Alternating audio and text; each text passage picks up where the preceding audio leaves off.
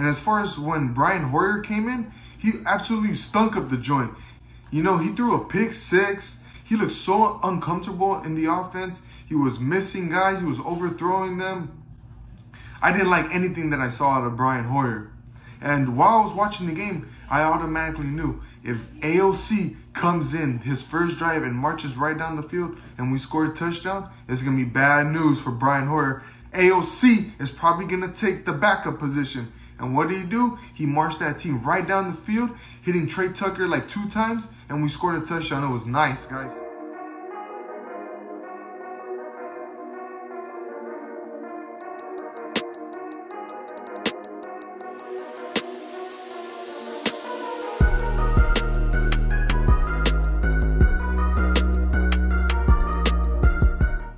What's up, Raider Nation? Welcome back to my channel. If you're new to this channel, please hit that subscribe button. We're on the way to 1,000 and we're almost there. And also, if you already subscribed, hit that bell, hit that like, and leave me a comment. Let me know if you like what I'm doing, if you don't. So let's get straight to it, y'all. Our Las Vegas Raiders smashed the Rams at their home. You know, we beat them 34-17. This is the second week in a row that we were able to put 30+ points. 34 in both games, to be exact.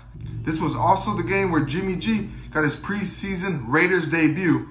And even though he led the team right down the field and we got a touchdown out of it, he did seem a little rusty. He did seem like he hasn't played in a while, you know, and that's why I was really happy that he was able to get some playing time. He needed it. Last year, our offense didn't get no playing time, and it showed against the Chargers last year.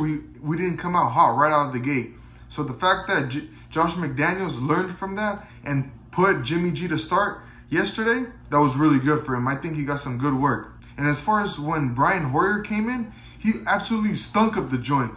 You know, he threw a pick six. He looked so uncomfortable in the offense. He was missing guys. He was overthrowing them. I didn't like anything that I saw out of Brian Hoyer. And while I was watching the game, I automatically knew if AOC comes in his first drive and marches right down the field and we score a touchdown, it's going to be bad news for Brian Hoyer. AOC is probably going to take the backup position. And what did he do? He marched that team right down the field, hitting Trey Tucker like 2 times, and we scored a touchdown. It was nice, guys. He ended off the game with 11 of 18 for 2 touchdowns and a total of 163 passing yards. And he also scrambled once for a first down. Great pocket awareness. You know, one thing that I really liked is that he really goes through his progressions. On that one play that he took off and ran, you could see that he looked at option 1, option 2, option 3. No one was open. There was a clear open field, and he took off. You know, that was really nice of him. I love to see that. And he even said in his press conference that he ain't really a mobile guy. You showed some wheels. That's not always been something that you're known for. Can you do even more than that? You know, they come out when they need to. That's all I'll say. So for him to take off running, that ain't something he's really used to, and he does. So that was really nice to see. Another thing that was so nice to see is that this guy has great accuracy. There was plenty of times where the ball was right on the money and the players just didn't come up with it. Trey Tucker had his drops, but you know, he made up for it for that long play right down the middle. I think it was like a 40-yard gain. You know, it was so great, the work that we got this week, getting 70 or so plays the first day, coming back and getting 60 the next day. And for these guys to get out here and play under the light. And also when he scored that first down on the left side of the field. This guy, Aidan O'Connell, is the real deal, guys. You know, a lot of people were so skeptical about this guy coming out of the draft. You know, he was really not that much, you know, on a lot of people's draft boards coming out of the first and second round. And usually when a quarterback isn't talked about going in the first or second round, they don't really, they get put in the back end and, you know, they get forgotten about. But when it comes to Josh McDaniels, this guy's a QB guru. By him picking Aidan O'Connell, it wasn't just some random guy. This guy beat Drew Brees' passing record, the most accurate passer in Purdue history.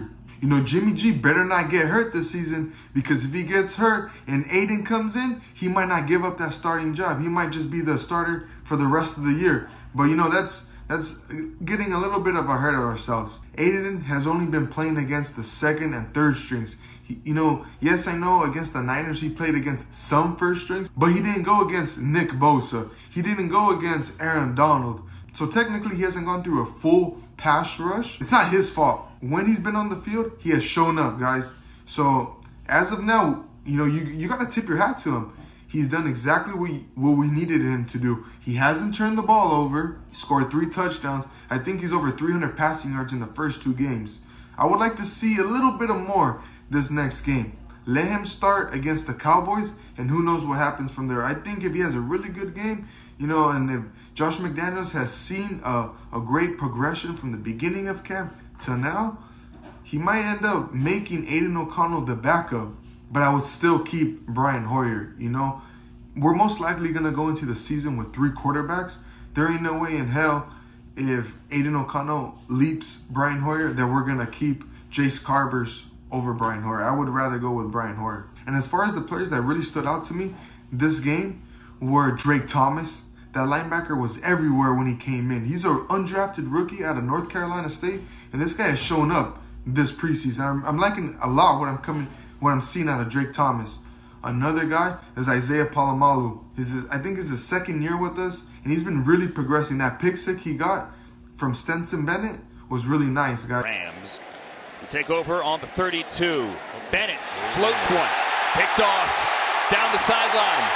It's Isaiah Palomalu. You know, we kind of traded pick sixes. When Brian Hoyer threw one, the Rams threw one. And also the last player that really stood out to me was Trey Tucker. You know, this preseason, he's dropped a few passes, but what I like that I've seen out of him is that he bounces right back. Aidan O'Connell went right to him the very first play and he dropped it.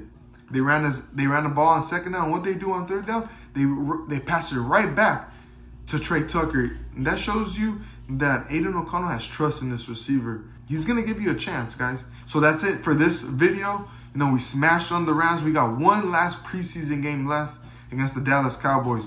You know, hopefully we come out, have a good practice this week. No one gets hurt. No one gets injured. That's something also that I love to see. No one got injured. There was no one on the injury report this game. So far, we've only had 1 injury this preseason, and it's looking really good. We did commit 7 penalties this game, so we were a little bit on the sloppy end. I don't like that many penalties. I want to keep it under 5. Shoot, 0 if we could. But that's it for this video, guys. Until next time, peace.